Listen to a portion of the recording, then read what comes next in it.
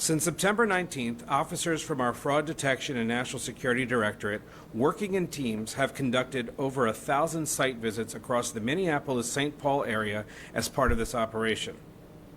What they found should shock all of America. DOJ needs to be expanded, not just within our government. It needs to expand throughout our entire country, in every single department of our entire country. Needs to be investigated, analyzed, checked, quadruple checked.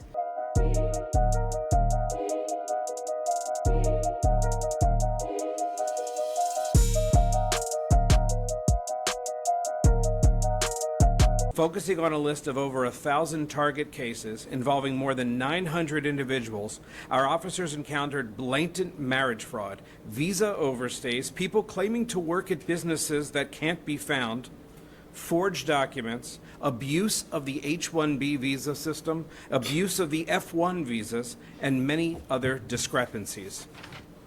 Over the course of the operation, our officers found indication of fraud, non-compliance, or public safety and national security concerns in nearly a little less than 50% of the cases interviewed.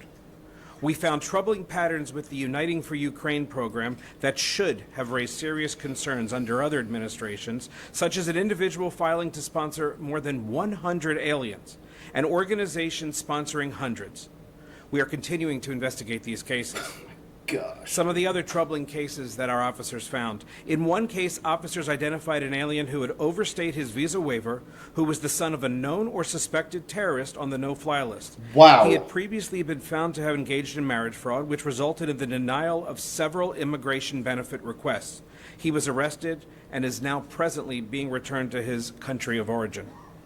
In another, an individual admitted to obtaining a fake death certificate in Kenya for just $100 to prove he was no longer married. In reality, his wife is alive, living here in Minneapolis, and is the mother of 5 of his children. And incidentally, he has another wife living in Sweden with whom he has an additional 3 children. In another case, an alien entered the United States without inspection in 2023, was released by Border Patrol. The alien married a U.S. citizen while in removal proceedings and was interviewed at the Minneapolis-St. Paul USCIS field office just last week, where both he and his American spouse stated under oath that their marriage was legitimate. The USCIS officers conducting the interview were suspicious. The site visits were authorized the same day. The American spouse ultimately that afternoon admitted the marriage was fraudulent and entered into solely for immigration purposes and withdrew her petition for that alien. This type of same-day action for from interview to site visit has really never happened before. And I am incredibly impressed and thankful to the diligent work of the agents who made that happen for the first time, but not for the last time.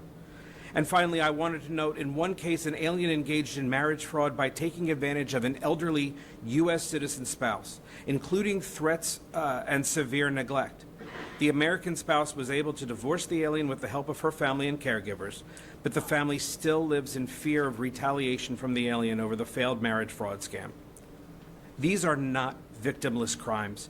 Every case of fraud we uncover damages our national security, undermines the integrity of our immigration system, and as I just gave you an example, has real consequences. This aggravates me. Oh my gosh, hearing this type of crap. Because we, taxpayer people, we're paying taxes for people to conduct services in finding people that are doing illegal activity within our country, and people are still out there getting away with it to this day. We need to hold more people accountable. We need to hold more people accountable. And now with this coming out, our government could pretty much say, you know what? Anybody that wants to come to this country, you can only come to visit. You can't come to be a student. You can't come to work. You can't do anything you want unless you want to just visit. You're going to get screened at the border, make sure you're not a criminal, and you can come visit. And we're going to keep tabs on you to make sure you don't extend your visit or you don't overstay your visit.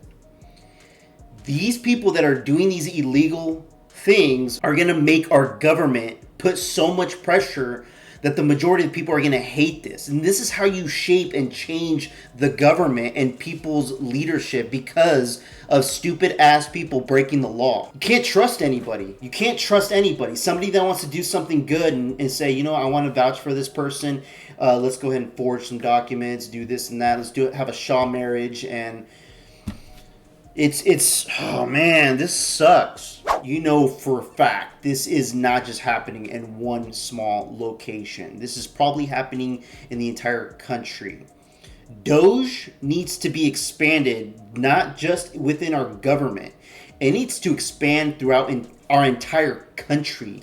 In every single department of our entire country needs to be investigated, analyzed, checked, quadruple checked. Immigration officers out there that are possibly doing something illegal, approving forms, unauthorized forms that should not be authorized. You know, we got to analyze this country. All the good people, all the bad people, all the law-abiding citizens, all the criminals. I mean, we got to figure this out. Doge should be at this point, Doge should be expanded and investigating all these different things in regards to being a citizen in this country. I've said this in other videos, but I'll say it again, and I'll probably expand on it a little bit more. I believe, this is my opinion, that if you want to have children in this country, you must be legally married. Now, once you're legally married and you want to have children in this country, you need to apply to have children in this country. Why? Lorenzo, oh my God, why? We have to apply to have children in this? Yes, we do. Because there's a lot of stupid ass people out there that are committing crimes, and it all boils down to bad parenting for the most part. The majority of situations that happen in this country is because of bad parenting. So yes, we have a couple apply to have a child. Both parents need to be medically evaluated, mentally evaluated, to make sure they're not crazy or have some type of mental illness that they can pass on to their child. If they want to have a child and they don't qualify because of their mental capacity, they can choose to adopt one. And then there's another eligibility for that. We need to do something. We have to do something. We keep having stupid ass people that are druggies and breeding and having a single mother with 9 kids and 9 different baby daddies and expect our government to pay for everything for her entire family that she had. It's ridiculous. It's getting crazy out there. We need to start encouraging good families in this country.